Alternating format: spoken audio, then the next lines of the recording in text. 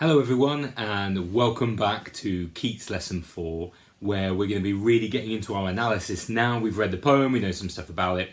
We're going to start with the Hermes section, which is...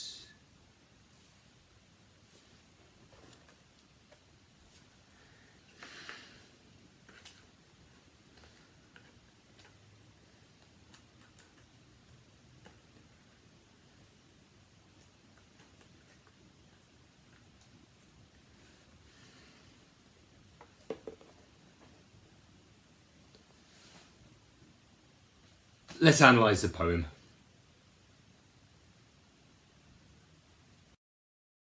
Let's make sure we understand the form and structural choices that Keats makes before we start our detailed analysis. This is quite a complicated slide that probably contains a few words that you've heard, but maybe you don't totally know. Have a look down it for a moment. Which ones are you completely familiar with? Which ones are you not sure about?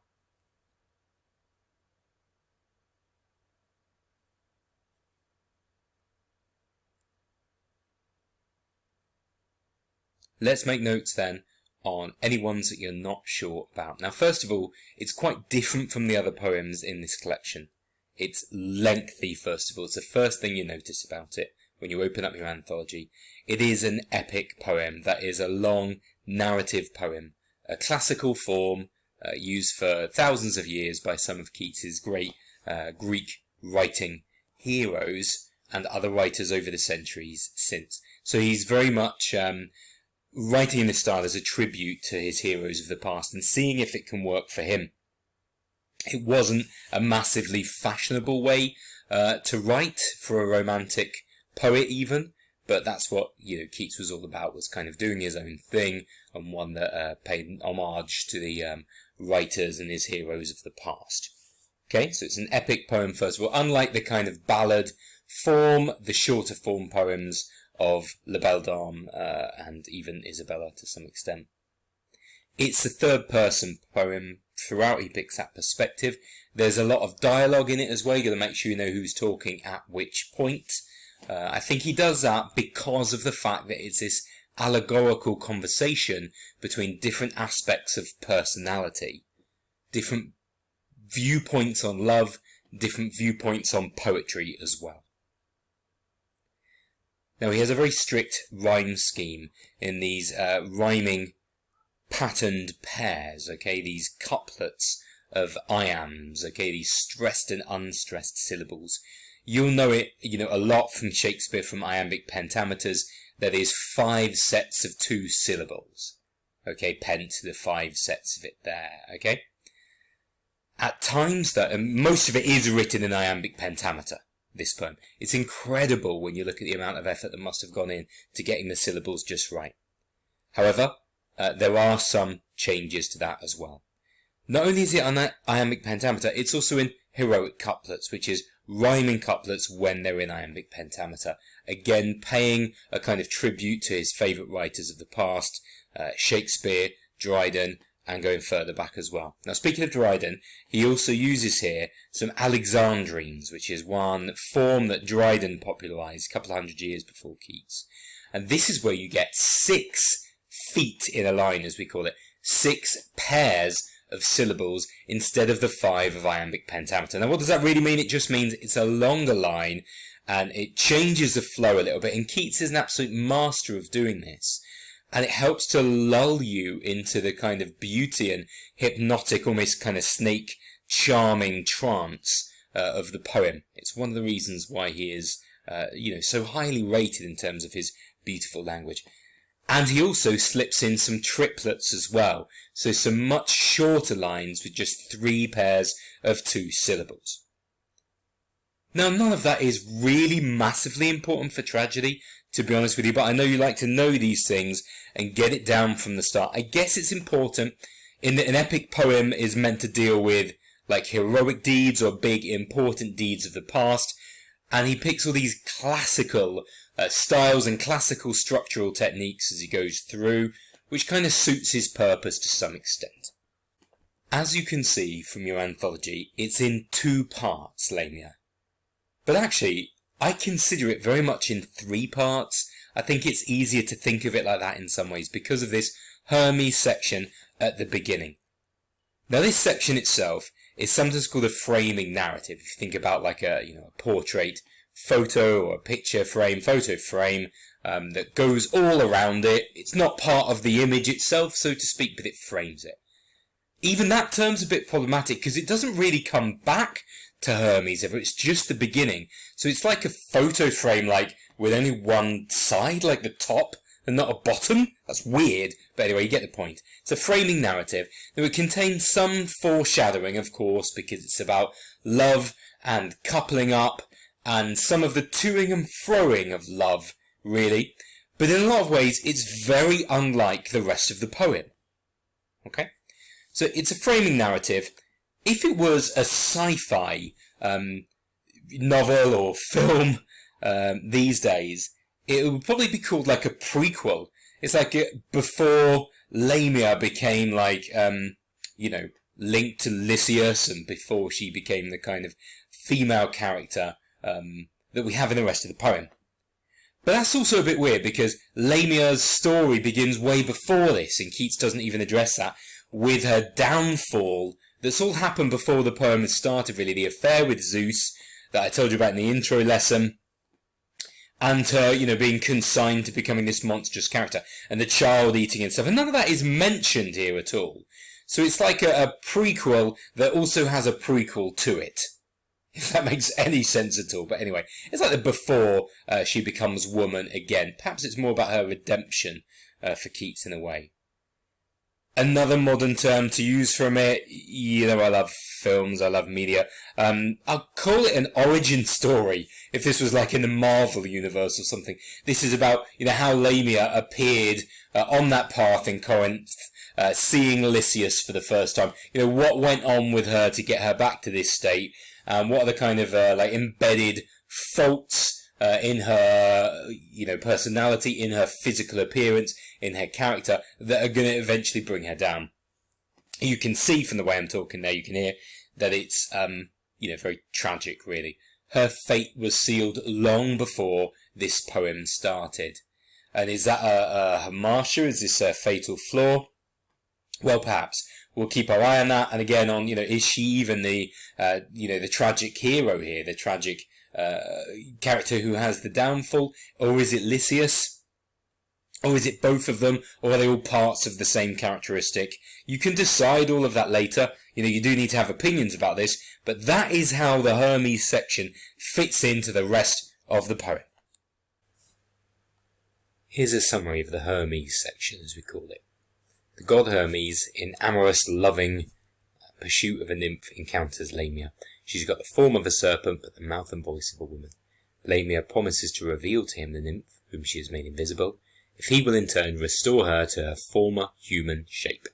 Hermes promises, make this deal, the nymph appears, Lamia, after these really violent convulsions, sheds her skin, the beautiful woman is revealed. Now, just from that summary, how is it a tragedy? Have a think about the characters, the themes, the plot, the structure that's hinted at there.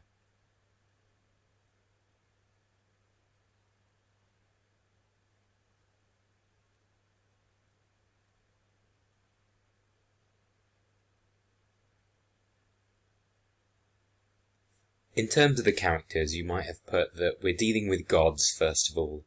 In our Aristotelian view, we know that it has to be people of high status, who are involved in tragedies, and of course Hermes and Lamia, to some extent, being a former queen and this kind of serpent woman, has a high status of sorts. So perhaps the characters give us a hint there that there's going to be, classic tragic elements going on here. But Hermes' story, for him anyway, ends happily. It's a bit of a complicated one there. We have also, for this character of Lamia from the start, the fact that she has within her this secret that she really is a serpent formed into a woman, and that is going to come back and bite her quite literally. Well, not literally, but, appropriately for a kind of snake woman later. She can't escape her destiny to some extent, which is quite Shakespearean in a way, and quite classical, tragedy appropriate, we would say. The plot here, this bargain that the two of them make, and the inherent deception in the initial section of the poem makes us worry as well. And the fact that we begin straight away with this loving pursuit, this kind of hot-headed, passionate need for love, we think straight away it's probably not going to end well. And though it kind of does for Hermes, it clearly doesn't for Lamia. We're going to go through the whole poem now. You don't need every line, you don't need to know it all. I'm going to pick out certain things to you. It's going to be quite comprehensive just from the nature of it, but again, don't worry about that, don't feel like you have to take on everything. Let's just give it a go, see how we get on. I'd imagine that you'll have your anthologies with you and be making notes as you go along for future reference, but do really engage with the thinking as well.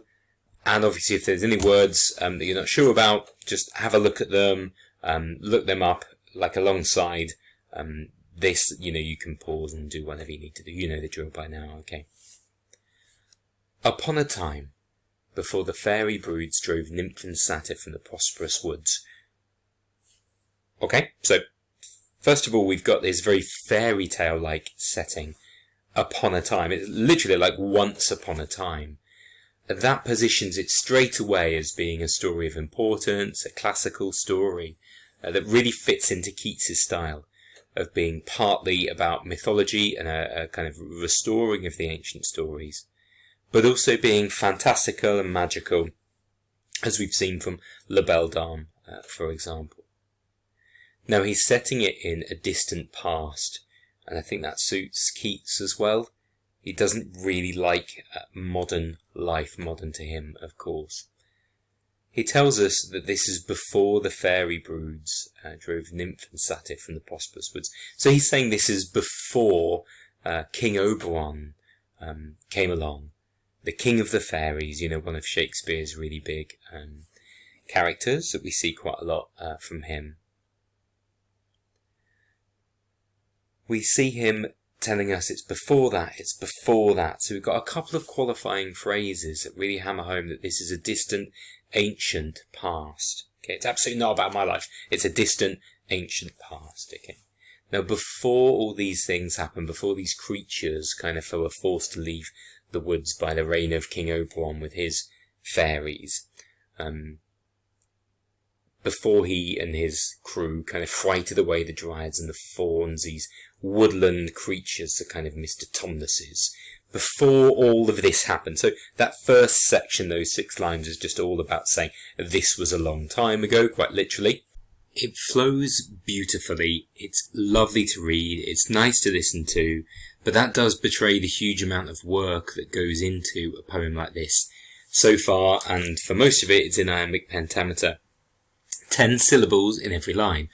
Upon a time before the fairy broods drove nymph and satyr from the prosperous woods, before King Oberon bright diadem, sceptre and mantle clasped. Yeah, it's unbelievably tight in terms of its metre and efficiency. So that's what we mean there, and it starts very much with those 10 syllable lines and gradually starts to introduce these 12 syllable lines a little bit later, these Alexandrines. And then we shift to Hermes, the ever smitten, so always in love. Okay, always desperate for love, always thinking about love all the time. Kind of like the horny Hermes, basically. Empty left his golden throne, bent warm on amorous theft. And that's a really strange description there, amorous theft. And I know it's a reason why some of you don't like Keats' views on women and on love. And it is a very troubling term here. So amorous is loving theft. That's a strange and disconcerting concept. Anyway, so he left his throne from high Olympus, the land, the home of the gods. From there he'd stolen light on this side of Jove's clouds to escape the sight of his great summoner. So he's hiding from his boss, basically, and he's retreating into this forest on the shores of Crete. So Crete is this Greek island again. The setting there, not only in terms of time, but in terms of location, links us to the mythology that Keats really likes. It adds an element of importance to the poem as well, which is going to make the fall that much greater, as we've seen through our study of tragedy. So those are the kind of important bits from that second section there. Ever smitten Hermes, this messenger. He acts as a kind of messenger within this story as well. Now we get a little bit to hear about why he went to Crete. Somewhere in that sacred island dwelt a nymph. So this beautiful, fantastical creature that Hermes doesn't know, but knows of her beauty, and is now so kind of desperate to find her, he's going to do that. And then we get a little section that just describes her beauty. Okay, this next bit is just about beauty. All hoofed satyrs knelt. So these woodland creatures and these kind of demigod type things, everybody adored her. Whose white feet the languid Tritons poured pearls. So these gods themselves came and praised her. So she's being constructed by Keats here as being like the most beautiful creature that existed. Fast by the springs where she was to bathe was wont, and in those meads where sometimes she might haunt were strewn rich gifts unknown to any muse. So everywhere she went, the ground kind of turned absolutely beautiful, and everybody adored her and tried to find her and try to love her and all this kind of thing. There's just a little unsettling hint about where she's bathing. Why do we kind of need to hear about that? But that's a kind of obsession with love and of beauty and of sex that we see quite a lot through here. Ah, well, a world of love was at her feet. And we get Keats pausing with this exclamation here, as he does sometimes, stopping and reflecting on the action of the poem. So it's third person, and that, of course, is chosen to give a little bit of detachment, but actually it's also that he can comment as well, and we've seen that very much in Isabella as well, that he sometimes stops, reflects, comments in this third person voice. So Hermes thought, and the celestial heat burnt from his winged heels to either ear, that from a whiteness as a clear blushed into roses amid his golden hair, fallen in jealous curls about his shoulders bare. He's often portrayed as being this long-haired kind of surfer dude of a god. Anyway, he has jealous curls again. He really wants this nymph. He's obsessed with her. And again, we've got to think about Keats and Fanny here a little bit as well, that he is, desperate to find this love from Fanny. So perhaps there's a little bit of him in Hermes here as well as in Lycius too, that he's desperately seeking this love and he can't find it. If you think about how he was kind of like locked out of that relationship in a way because of his financial situation, that makes a little bit of sense as well. Notice the colour adjectives there. We have white for the nymph, white the colour, of course, of innocence and purity. A repetition later on that from a whiteness is a lily clear, there's a clarity, a chastity, a transparency about her, associated with the nymph. And the golden colour of his hair as well. It's like the whiteness and chastity of the nymph will almost pale, literally, in the awe of his golden hair, like he's a god, he's a greater thing than any man, so it's kind of like whatever he wants goes, and that whiteness is perhaps in danger.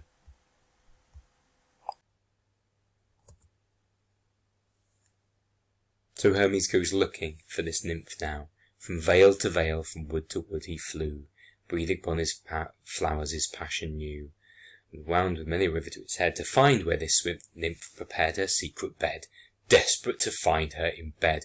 It is a bit weird, But anyway, it's this kind of love and obsession that we spoke about before. So he's going everywhere, and you get that repetition of Keats as well, from vale to vale, from wood to wood he flew, breathing upon the flowers his passion new. And it is beautiful to read. We mentioned those heroic couplets before as well. You can see the syllabic pattern, the metre of the poem as well, helps it to flow beautifully. It lulls you into this beautiful pattern.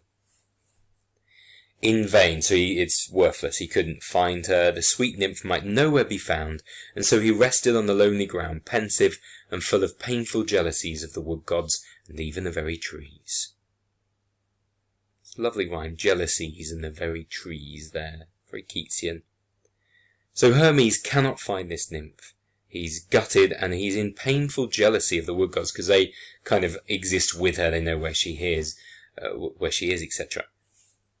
That is really weird though, because the nymph doesn't actually know Hermes, isn't aware of him. So he is basically stalking her, using modern sensitivities here. But of course we can't really use modern sensitivities. We're talking about a poem that's over 200 years ago now. But it is strangely one way, this relationship at the moment. So now Hermes encounters Lamia for the first time. There as he stood, he heard a mournful voice, Lamia's voice, such as once heard in gentle heart, destroys all pain but pity. So it removes everything from you, but you can only pity them. Pity is such a key part of tragedy, isn't it? You know, where do our sympathies lie? We're immediately being told to pity this voice, this person, before it's even spoken. That's very classic from almost Shakespearean from Keats, to introduce the key character. I mean, what are we, line like 30, 36, 38 here? Introducing Lamia for the first time, but telling us already to pity her. Thus the lone voice spake, and here we have our first bit of dialogue, really. When from this wreathed tomb, so wreathed up, this snake tomb, shall I awake? So she considers it a death to be transformed into this snake. She's in this tomb. When move in a sweet body fit for life, sweet. She's saying, you know, when will I be a human again, basically? When am I going to resume the form that I was in before this transformation that was forced upon me? And love and pleasure and the ruddy strife of hearts and lips.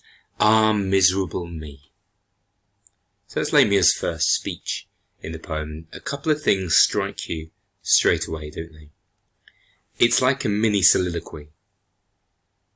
So again, very play-like, if we're talking in tragic terms. She doesn't necessarily, I guess, know that she's talking to Hermes. Perhaps it's one of those where she's talking and knows that he can listen, but it's just her speaking out, basically, her opinions, and he's overhearing this god. And it's very self-pitying from the start, egocentric from the beginning. Ah, miserable me. And the alliteration of the M there, really emphasizing her slow desperation and kind of pathetic way of whining. Ah, miserable me. You can see you have to slow down when reading that section there. Notice the adjectives used to describe her straight on, some by herself. Mournful voice. Pity being the first emotion that we have related to it. Lone voice, the loneliness perhaps of being transformed into the snake and deprived of human contact and human love for so long. And miserable. Mournful, pity, lone, miserable.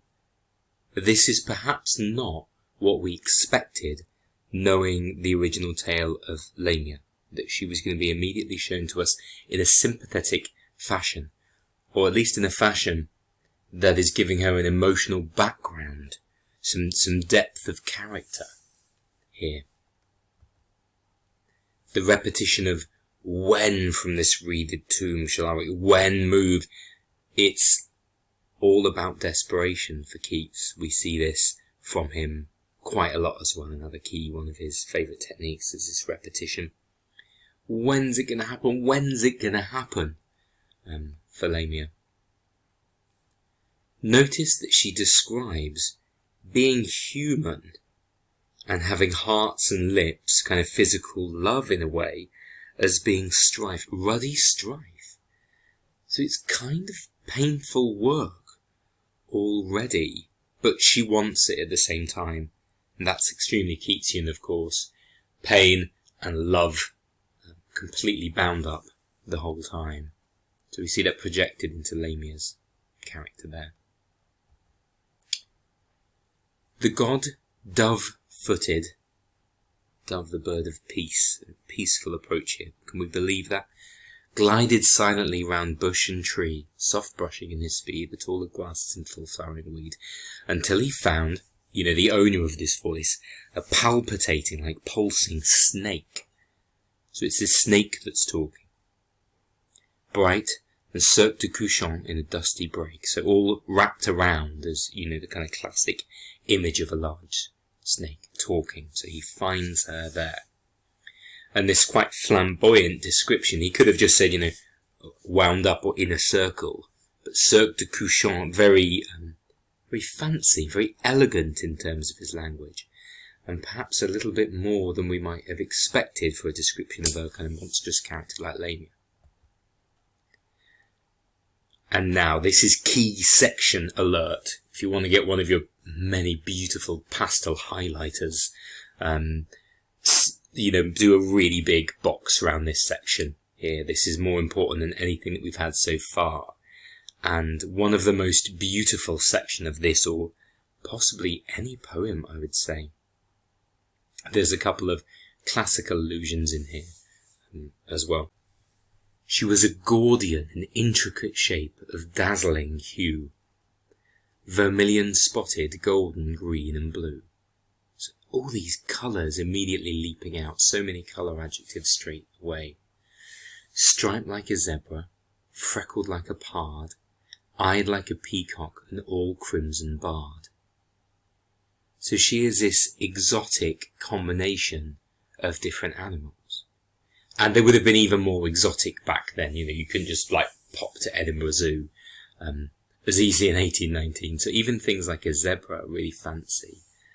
And you've got this, three similes really quickly there. Striped like a zebra, freckled like a pard, eyed like a peacock. Different birds, different animals, bringing together hunter and prey as well. And that just sets up a contradiction there. Is she the one or the other here?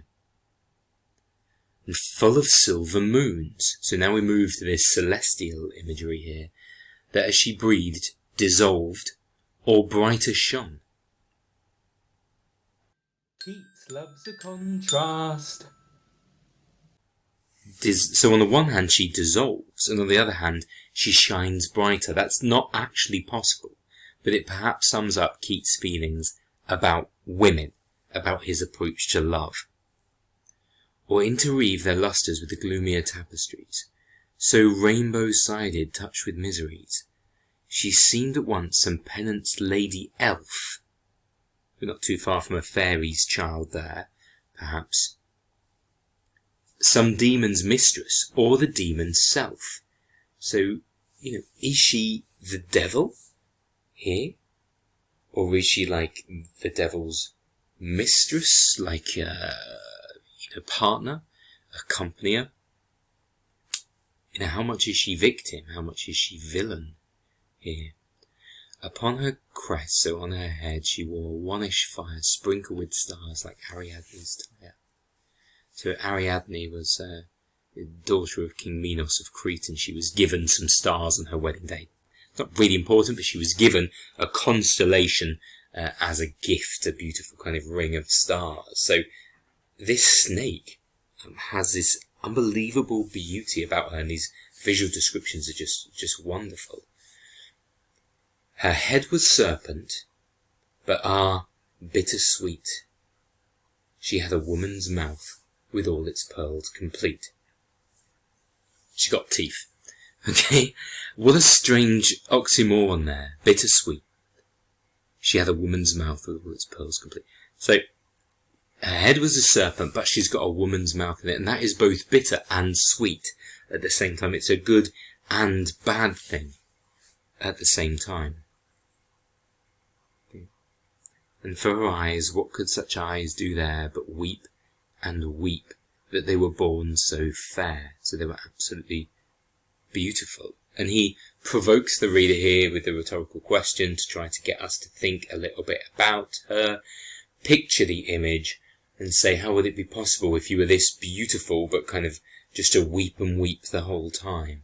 It's a strange combination there, as Proserpine still weeps for her Sicilian air. This is a goddess of spring, who is living in the underworld, weeping for the air up in Sicily, basically. Again, not massively important to learn or know, but just a way of Keats using, again, a classical reference, a classical allusion, to help her understand how much she would be crying here. Of unbelievably well constructed visual description of Lamia there. Her throat was serpent, but the words she spake came as through bubbling honey, for love's sake. Can you imagine anything more, I guess kind of like voluptuous sounding than bubbling honey? Just an absolutely gorgeous sweetness about that. So bubbling honey as a concept, as a sound, it reminded me of the real thing. Do you know the real thing? This is bubbling honey for me here. Gorgeous love soul. You'll know it. It's got a long intro. I've added it to my Lamia playlist, you know.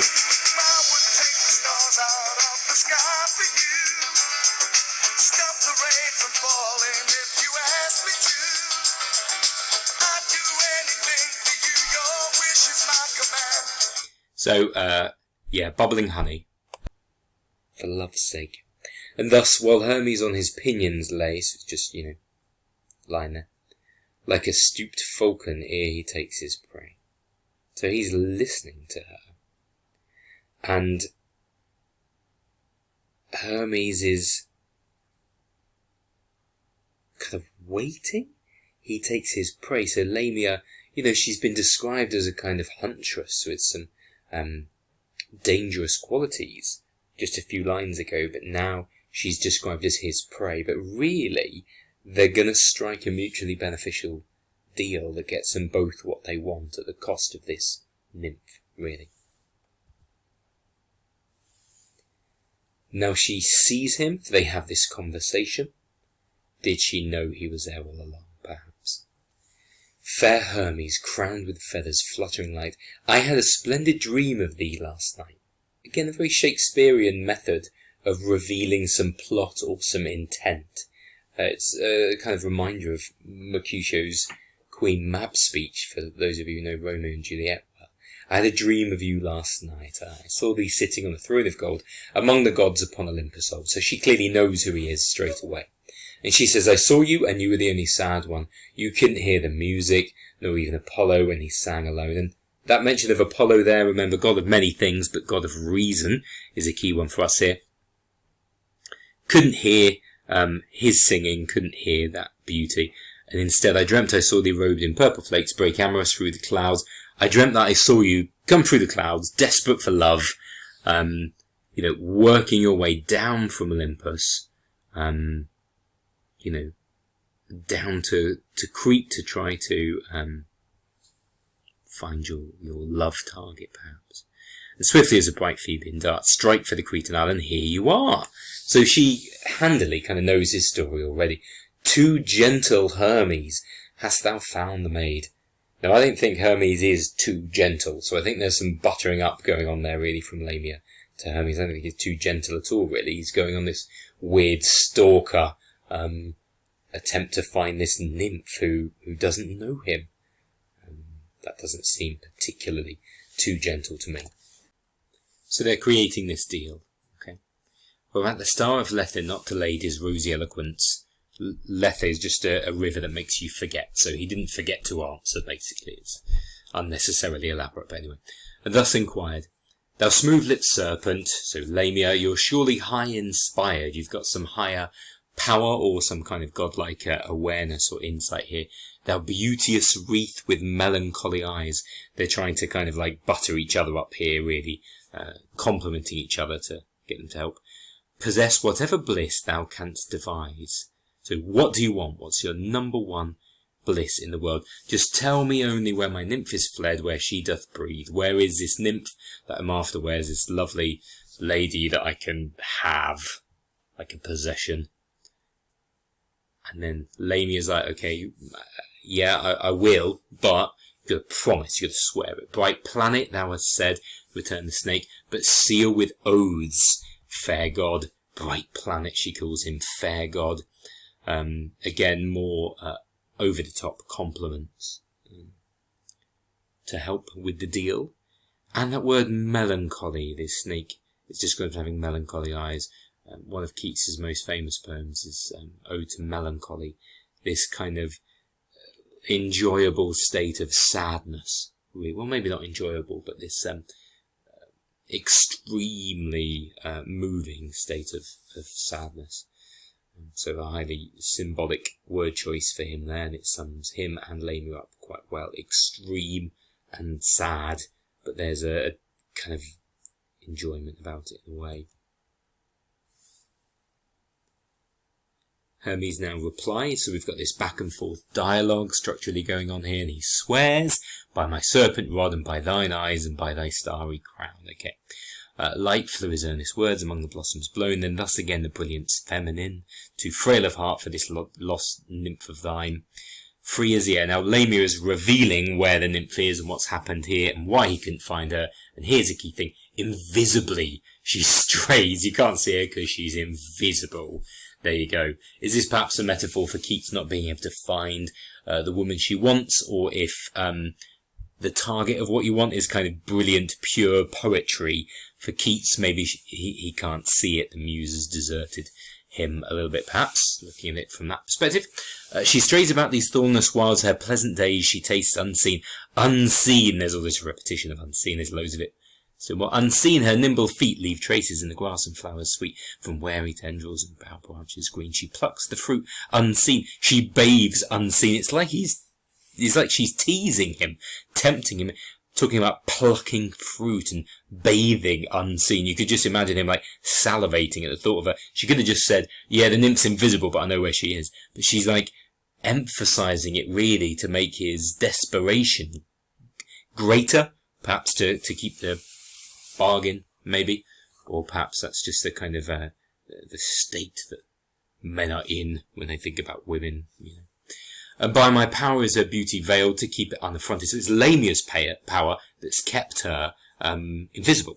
Okay, she's helped hide the nymph. So there's this kind of sisterhood relationship between Lamia and the nymph here. She's looking after her. She's hidden her away from all the men. Okay. To keep it unaffronted, so not offended by and unassailed, not attacked by the love glances of our lovely eyes. So all the men who want her, but she doesn't want them. She's kind of sick of them, the satyrs, the fauns, all these other lovers. She's done with them. She's completely finished with them. So Lamia is hiding her away now. Okay. Pale grew her immortality, her woe of these lovers, and she grieved, so I took compassion on her, bade her steep in hair in weird syrups that would keep her loveliness invisible. So she just, like, put some hair dye on that made her invisible, basically. Anyway, it kept her loveliness invisible, yet free to wander as she loves in liberty. Thou shalt behold her, Hermes, thou alone, if thou wilt, that's where grant my boon. She's made her invisible, and she can go absolutely wherever she wants to, completely. She can wander wherever, nobody can see her, but she can go. But now, Lamia is just revealing her location to get what she wants. She's breaking the trust of that sisterhood, which is absolutely infuriating. You know, for anybody who kind of cares about that relationship or about that kind of sisterhood, a responsibility for each other there. It's a horrendous thing to do, really, as she acts as this kind of nymph pimp at the moment. So she says, you know, Hermes, if you give me my boon, my wish, my desire, my request, you will see her, and thou alone. It's a kind of exclusivity of that relationship that appeals even more. He will be her only one forever. Hermes, now the god on half-shut feathers, sank serene. She breathed upon his eyes. So this is releasing the invisibility. Here she breathes on his eyes, and that kind of magically reveals the nymph. Swift was seen of both the guarded nymph and the smiling on the green. Now, it's a weird little revelation here about her. It was no dream. Or say a dream it was. Real are the dreams of gods. So many dreams in Keats' poems, aren't there? And he prefers dreams. So often you think about the Eve of St. Agnes, that kind of thing as well. He would much prefer to live in that fantasy realm. And smoothly pass their pleasures in a long, immortal dream, a kind of lovely heavenly perfection. There's a foreshadowing there, a little bit of the Lamia and Lysias delightful days later on, but they're obviously end in a very different fashion. One warm, flushed moment hovering, it might seem, dashed by the wood nymph's beauty, so he burned, then lighting on the printless verge, turned to the swooned serpent and the languid arm. So he nearly forgot about fulfilling the oath, but he didn't. Delicate, put to proof the live caducean charm. Caducean is like medicine, medicinal charm. So he fulfills his part of the deal as well, and just with his lazy arm, this languid arm, like casts a spell that transforms her in a minute. But it focuses just for a moment on the nymph and Hermes. Still, so done, upon the nymph his eyes he bent, following adoring tears and blandishment. Blandishment. And towards her stepped. Now her reaction is a bit kind of worrying here, but anyway. She, like a moon in wane, faded before him, cowered, nor could restrain her fearful sobs. Self-folding like a flower that faints into itself at evening hour.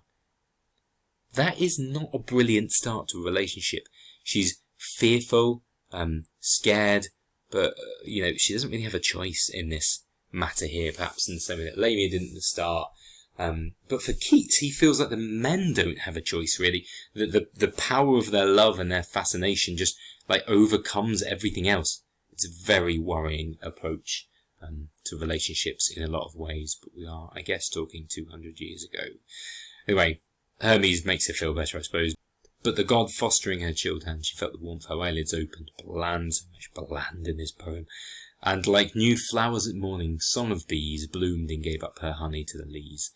So some beautiful sensual imagery, sexual imagery even, the opening up of the flowers and the giving of the honey, kind of classic sensual images there. Very, very beautiful as well. But she's kind of happy with Hermes now. And off they go into the green recessed woods they flew, nor grew they pale, as mortal lovers do. So they are immortal, heading off for a life of perfection and happy love together. And that's all we hear about them. That's the end of the Hermes section, as I call it. And then our focus switches back to Lamia, and we don't have Hermes or the nymph mentioned at all ever again. It's a weirdly unsettling little love story, if you can call it that, to start the poem with. Hermes is basically hiding from the gods, stalks this nymph, and even though she's scared of him when revealed, he kind of takes her away. But anyway, in Keats's kind of vision, it's not an unhappy ending of sorts really there, because they go off and they're quite happy forever. And mortal lovers, Keats's fascination with love and death and the similarities of those two things, the fact that they're completely linked, for him come across in his vocabulary choices there too. Okay, that is the end of this lesson and the Hermes section. I hope it makes sense. Why not go back and listen to the reading of it again? Now you know it a little bit more, and we'll pick up with the rest of part 1 in our next lesson next time. Thank you very much for sticking with it. Well done, you.